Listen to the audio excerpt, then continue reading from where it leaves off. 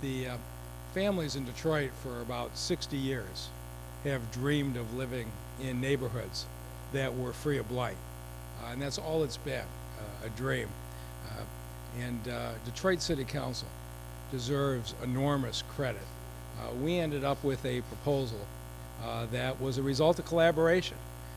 And we're going to go out and renovate the 8,000 houses that can be saved and knock down 8,000 that can't. And when we came together, we found the same thing we've always found, which is there's enormous support. And for the people of this city to vote by more than a 70% margin as of the last number to back us on Proposal N is an enormous vote of confidence in the administration, and we're going to go to work. And so the next couple weeks, we will be ready to come out with demolitions. We're going to start with houses that are between two occupied houses to have the maximum impact on the folks in this town who go to sleep every night worrying that the house next door is going to catch fire and spread to them. And we're going to start with securing the houses for the renovation. And I think everybody, as you get to know Lawan Counts, who is running the city demolition program with city council oversight, will have great confidence. And so anytime you're doing 16,000 different projects, you're going to have some things go wrong. But Lawan managed to board up 30,000 houses, and when she makes a mistake, she'll own up to it, she'll fix it, and we will move on. And I just want the people of the city to know that I deeply appreciate the support. There hasn't been any place I went in the last 3 weeks that people weren't coming up to me and telling me they were supporting Proposal N and how excited they were. So I knew it was going to be a big margin.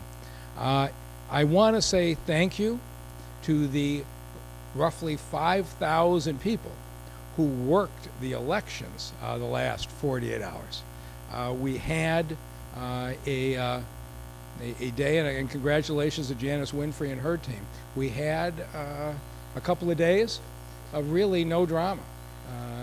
We ran the 23 satellite facilities in partnership with our parks operation and the clerk, but we provided the facilities, the clerk ran the operations, and then helped staff the polling sites and supported what happened at the TCF Center, and I'm confident they are going to wrap up today. But it's been a long time since we had an election with this little drama. Chief Craig and the police department did a great job in being available to make sure that nobody was in any way made to feel uncomfortable exercising their right to vote. We had virtually no incidents all day long, but we had a whole system set up to make sure that we could do that. All right, and there are some guys who are in the wrong county.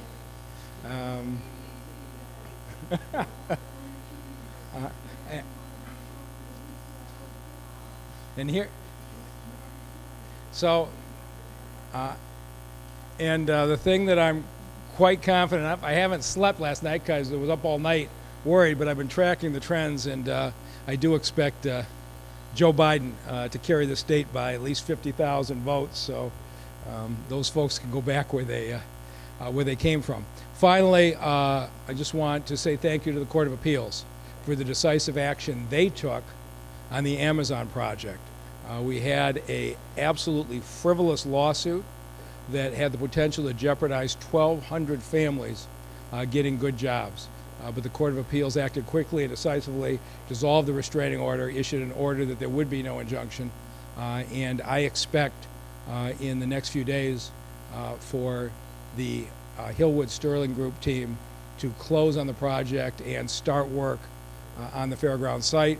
And Amazon is already indicating to us that they think it may not be 1,200 jobs, that it's more likely going to be closer to 2,000 jobs. And they are now starting to coordinate with Nicole Sherrard-Freeman and Detroit at Work so that we can have a process to track Detroiters to those jobs. So this is the kind of city we're trying to build, a city that could execute an election without any drama, a city that can build blight-free neighborhoods for its family, and a city that provides good middle-class job opportunities for its residents. So good day in the last 24 hours. With that, I'll take any questions.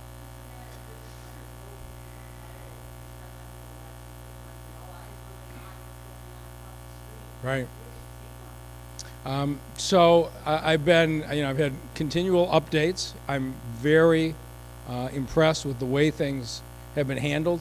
Nobody in Michigan has ever dealt with this volume of mail-in ballots. Down in Florida, you saw how smooth it went. But in Florida, you're allowed to count the ballots 2 weeks ahead of time. And we see what a state that's used to handling it can do. Who would have ever thought that Florida would be the model for prompt and drama-free ballot counting? We need to get the laws changed in this state to allow the same thing. But I think I do appreciate what Senator Shirkey and Speaker Chatfield did in allowing us to prep the ballots on Monday. That was a huge step forward. We would have been significantly delayed were it not for that. But I think we need to recognize people like the ability to vote by mail. And that means you can't start processing 150,000 votes or 200,000 votes at 7 o'clock in the morning on election day. There's got to be more time if we're going to have prompt results. But I think everybody learned a lot from it. And I think given the circumstances, it was handled very well.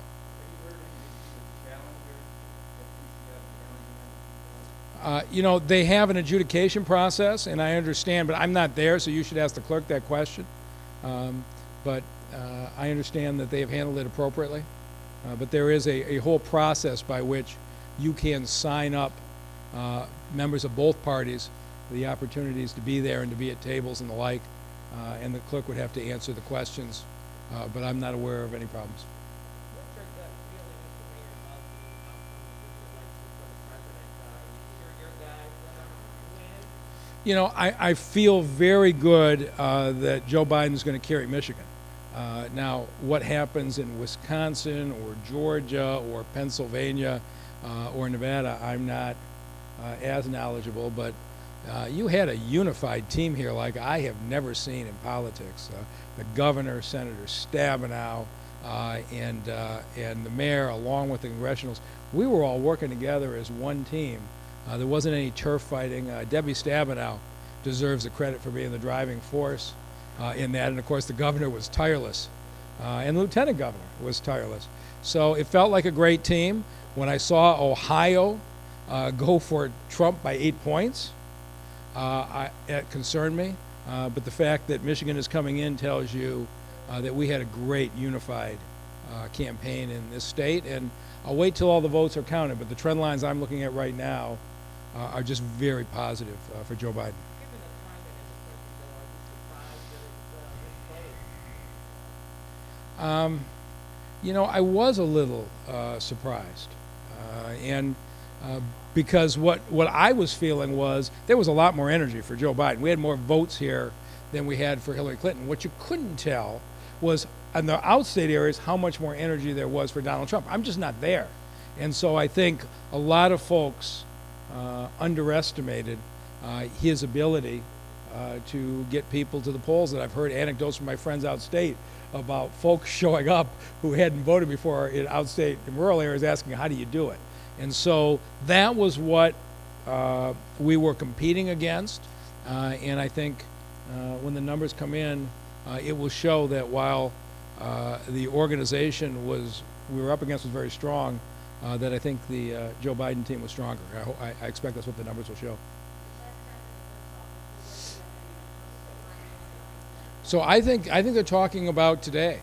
So I don't want to speak for the clerk. They're over there counting right now, but I feel like they're making real progress. When do you think the city will actually have to? You know what? Dave Masseron would have to answer that question, but we're going to go out for the bond sale. I know he's already been in the process of pricing it, and he can tell you more of these details. But there's a bid process on our side that is a period of weeks before we actually have to expend any money. So we will be starting the bid process parallel to the CFO doing the borrowing, and you should call Dave and he could tell you what the details are on that. For the individual, so we have packages of, I don't know what they'll be, maybe 2,000. There'll be some number, primarily the houses that are between two occupied houses, that or houses within 200 feet of a school or a park. They will be in the initial package, and we'll give you those details the next week. But Lawan Counts is going down the track with Boise Jackson, our procurement director, of getting the bids ready and out. And then Dave Masseron is going down the track of executing the financing.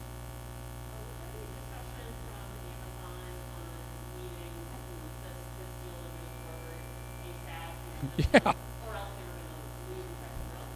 There's no question about it. The deal from the beginning was they had to break ground before the end of this year in order to be open in mid-22.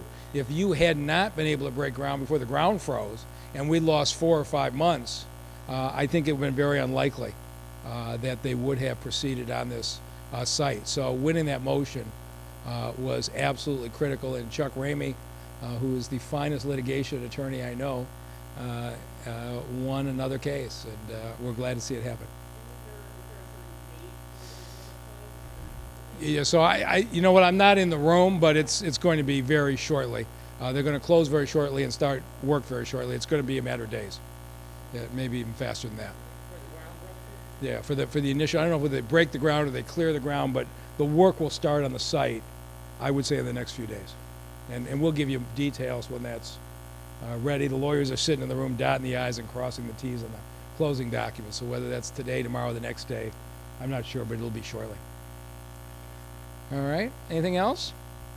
All right, I'll let you guys get back to work. Thank you.